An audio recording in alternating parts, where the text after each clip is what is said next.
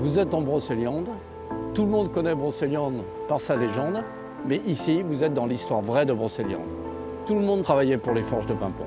Que ce soit ici, 350 personnes en 1850, ou que ce soit en forêt, il y avait un monde de dingues qui travaillaient, des familles qui travaillaient.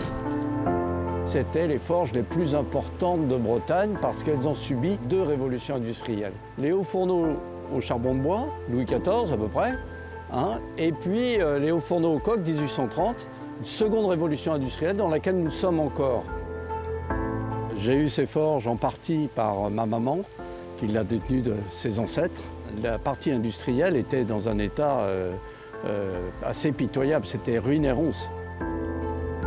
Avec mon épouse, ça fait depuis 18 ans que nous restaurons l'ensemble de ces bâtiments. Nous avons commencé par le laminoir, qui était la pièce maîtresse des forges. Et là, nous allons attaquer le bâtiment de la fonderie pour lui remettre une toiture en 2025.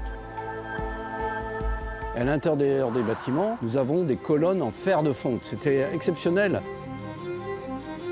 Souvent, les sites ont été modernisés, ont été cassés, ont disparu. À Paimpont, ça n'a pas été le cas.